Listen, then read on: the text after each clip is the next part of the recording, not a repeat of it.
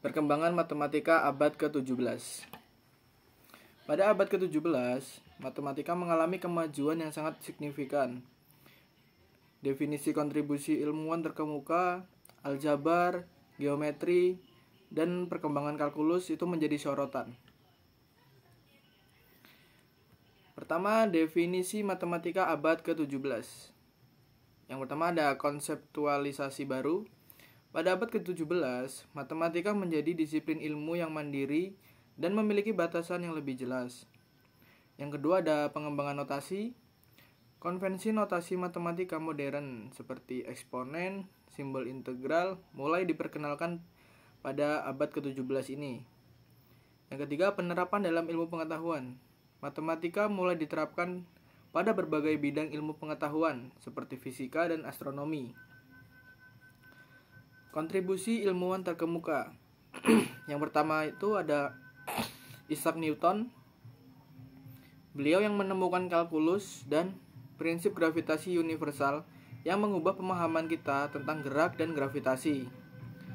Yang kedua ada René Descartes. Beliau merumuskan geometri analitis dengan memadukan aljabar dan geometri, membentuk dasar untuk pengembangan kalkulus.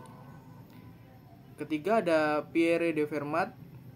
Beliau ini memperkenalkan teori bilangan dengan teorema Fermat-Last Theorem yang menantang matematikawan selama berabad-abad.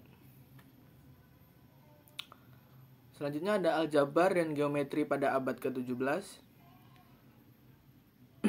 Pada abad ke-17 ini banyak penemuan baru.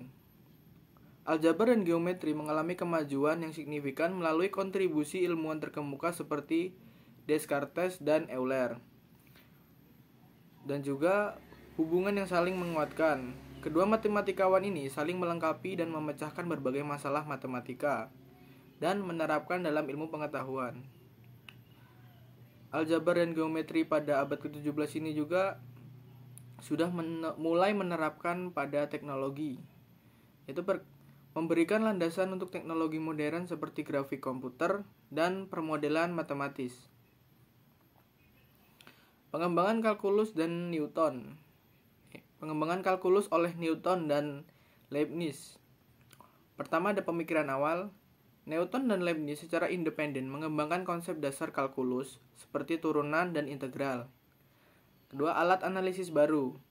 Dengan kalkulus, mereka menciptakan alat analisis baru yang memungkinkan pemecahan masalah matematika yang lebih kompleks. Yang ketiga ada penerapan dalam ilmu pengetahuan. Kalkulus memungkinkan permodelan matematis yang akurat dan prediksi dalam berbagai ilmu pengetahuan seperti fisika dan ekonomi. Pentingnya perkembangan matematika. Yang pertama ada landasan pengetahuan. Perkembangan matematika ke abad ke-17 ini menjadi landasan untuk kemajuan ilmu pengetahuan dan teknologi di masa depan. Kedua ada pemecahan masalah. Melalui pemikiran matematis yang maju, masalah kompleks dapat dipecahkan dengan efisien dan akurat. Tiga ada penerapan dalam industri.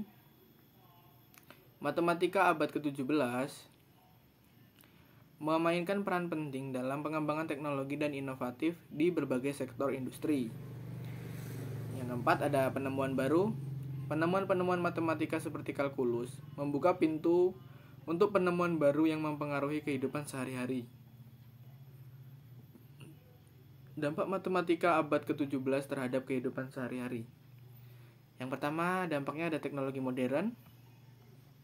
Perkembangan matematika abad ke-17 menjadi landasan untuk teknologi modern yang kita gunakan sehari-hari seperti komputer, internet, dan lain sebagainya.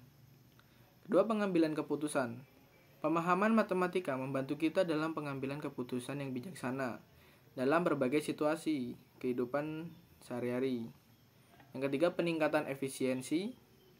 Penerapan konsep matematika dalam kehidupan sehari-hari membantu meningkatkan efisiensi dalam berbagai aspek seperti transportasi dan manajemen keuangan.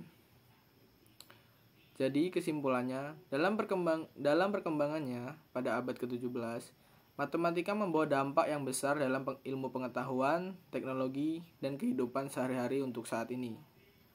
Oke, mungkin itu saja. Saya akhiri, wassalamualaikum warahmatullahi wabarakatuh.